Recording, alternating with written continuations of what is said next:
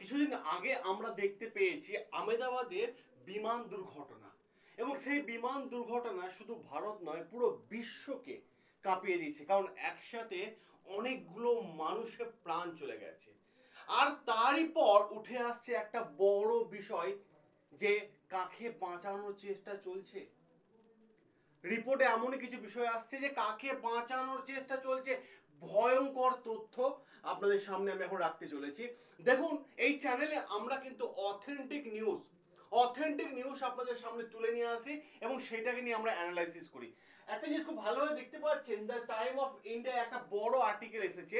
শুধু এইটা তো আমাদের দেশের আর্টিকেল এসেছে, আমেরিকা আমেরিকা এই মুহূর্তে চাইছে যে এই যে বিমান দুর্ঘটনা যেটা ঘটে গেছে, আমেরিকা মিডিয়া দাবি করছে যে বিমান দুর্ঘটনা ঘটে গেছে সেটা নাকি পাইলটের দোষে এমনটাই দাবি করছে। কি লেখা আছে দেখুন, AI-171 crash, AIAIB slam irresponsible conclusion after US media claim says their captain turn off fuel switch।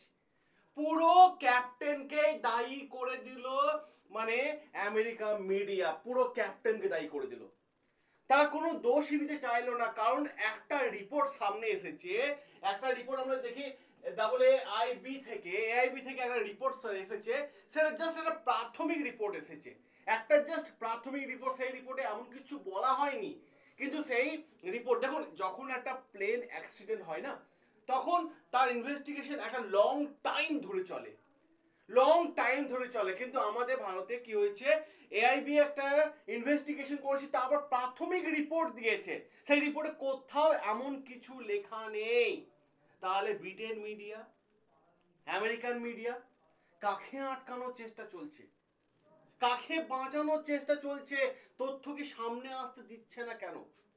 এমনই বেশ কিছু জিনিস আমি আপনাদের দেখাবো যে কিভাবে চাপা দেওয়ার চেষ্টা চলছে এবং আমাদের পাইলটের ওপর পুরো দোষটা চাপানো হচ্ছে।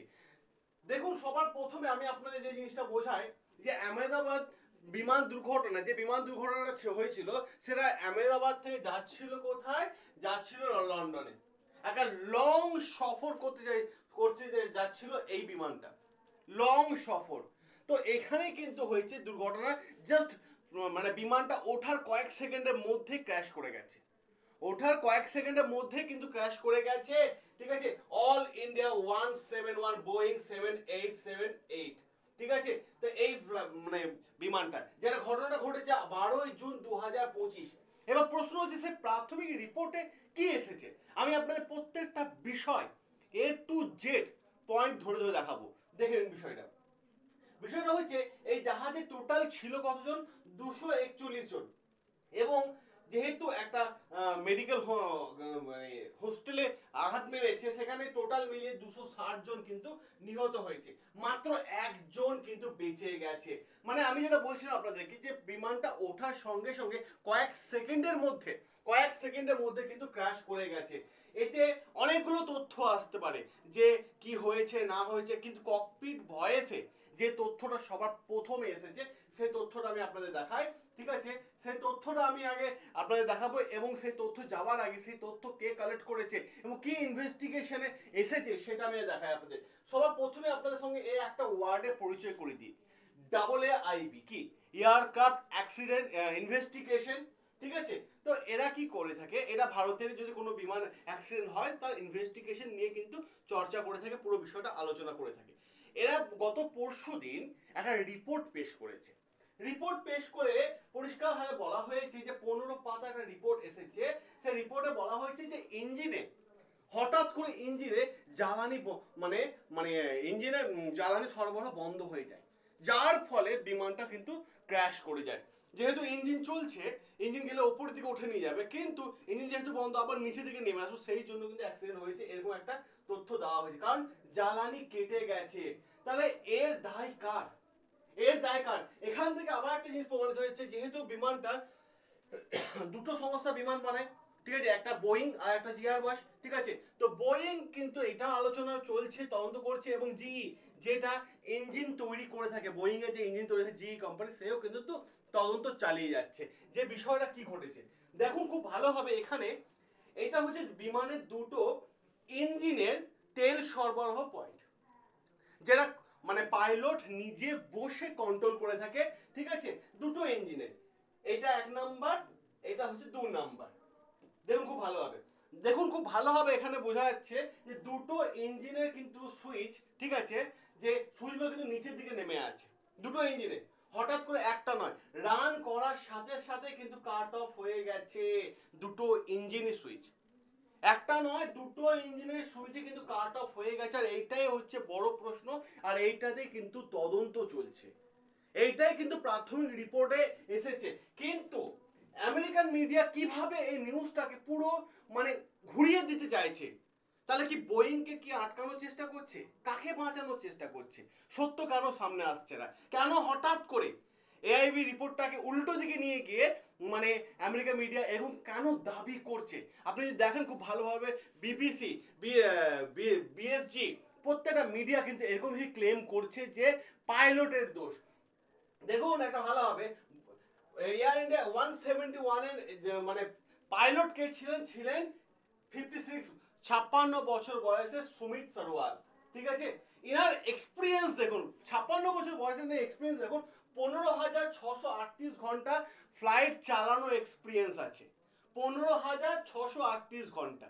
আর অপর দিক থেকে বলছে রবার্ট কুন্দার, ইনার 32 বছর বয়স, ইনার এক্সপিরিয়েন্স হচ্ছে 3,403 ঘন্টা চালানোর কিন্তু এক্সপিরিয়েন্স কিন্তু ইনারও কিন্তু রয়েছে। তো যখনই ফ্লাইটটা ওপর দিকে উঠছে, ঠিক আছে, তখনই তখনই কি বলছে প্রথম ক্যাপ্টেন মানে কাকে বলা হয়, যে ফ্লাইটে দুটো ক্যাপ্টেন থাকে, ঠিক আছে, দুটো পাইলট থাকে, একজন সিনিয়র একজন জুনিয়র। তো সিনিয়র যিনি ছিলেন, ঠিক আছে, তিনি রয়েছেন, কিন্তু প্রথম অফিসার কাকে বলা হয়ে থাকে, যিনি জুনিয়র থাকেন। প্রথম অফিসার ক্যাপ্টেনকে জিজ্ঞাসা করছেন যে রান থেকে কাট অফ কিভাবে হয়ে গেল, আপনি কি হাত দিয়েছেন, রান থেকে কাট অফ কিভাবে হয়ে গেল। তখন ক্যাপ্টেন বলছে না আমি তো কোনো সুইচে হাত দিইনি, মানে এই সুইচটা হাত দিইনি, আমি এই দুটো সুইচে তো আমি হাত দিইনি, তাহলে কিভাবে কাট অফ হয়ে গেল, ওরার সাথে সাথে কাট অফ। তো এখানে যে বিষয়টা হচ্ছে, আর এই জায়গাতে মানে এই পর্যন্ত তদন্ত এসছে, ককপিট ভয়েসে এইটা ধরা পড়েছে। তারপরে ওয়াল স্ট্রিট জার্নাল আমেরিকার প্রতিবেদন নিউজ পেপারে দাবি করা হয়েছে, যখন প্রথম কর্তা মানে প্রথম যে অফিসার ক্লাইভ কুন্দার, ঠিক আছে, ইনি বলার সাথে সাথে ইনি কিন্তু আতঙ্কিত হয়ে পড়েছেন, স্বাভাবিকভাবে আতঙ্কিত হয়ে পড়বে, কারণ দুজনা যেহেতু ইঞ্জিনের সুইচটা অফ করেনি, অটোমেটিক কাট হয়ে গেছে। অপর দিক থেকে কিভাবে সিচুয়েশনটাকে ঘোরাচ্ছে আপনারা একটু ভালোভাবে লক্ষ্য করুন। মানে ওয়াল স্ট্রিট জার্নাল কি বলছে ক্যাপ্টেন শান্তভাবে বসেছিল আরামসে। ভাই শান্তভাবে কেউ বসে থাকতে পারে না, বলছে যখন মানে প্রথম অফিসার যখন বলছে মানে আতঙ্কিত হয়ে গেছে, যেহেতু দুটো সুইচই মানে কাট অফ হয়ে গেছে, ফুয়েল যাচ্ছে না ইঞ্জিনে, তখন বলছে যে ক্যাপ্টেন ছিল, সে ক্যাপ্টেন শান্ত হয়ে বসেছিল। এরকম কোন রিপোর্ট এআইবি কিন্তু প্রকাশ করেনি, এই পর্যন্ত ঠিক ছিল। কিন্তু এই যে রিপোর্টটা মানে দেখাচ্ছে, ঠিক আছে, ওয়াল স্ট্রিট জার্নাল, এরকম কিচ্ছু হয়নি, ঠিক আছে। এবার যে প্রশ্ন রয়েছে দেখুন, এবার আপনি দেখুন বিবিসি কি বলছে, ব্রেকিং এয়ার ইন্ডিয়া ক্র্যাশ, ঠিক আছে, pilot cut off fuel to engine not for with the plane. বিবিসিও এরকম দাবি করছে, মানে বিবিসি এবং ওয়াল স্ট্রিট জার্নাল এরা কিন্তু চাইছে যে এই জিনিসটাকে পুরো চাপাই দিতে, কারণ হঠাৎ করে এরকম কেন বলবে পাইলটের দোষ, সম্পূর্ণটা পাইলটের দোষ দিচ্ছে। কারণ এক পাইলট আরেক পাইলটকে জিজ্ঞেস করছে যে আপনি কি ইঞ্জিনটা অফ করেছেন বা ফুয়েলটা কাট করেছেন, বলছে আমি তো করিনি। তখন এবার এটাকে চাপা দেওয়ার জন্য বলছে ওয়াল স্ট্রিট জার্নাল যে ক্যাপ্টেন শান্তভাবে, মানে যে ক্যাপ্টেন ছিল জাহাজে, ঠিক আছে, শান্তভাবে বসেছিল। কে শান্তভাবে থাকতে পারে? তাহলে কি সমস্যা হচ্ছে? কোন জিনিসটাকে চাপা দেওয়া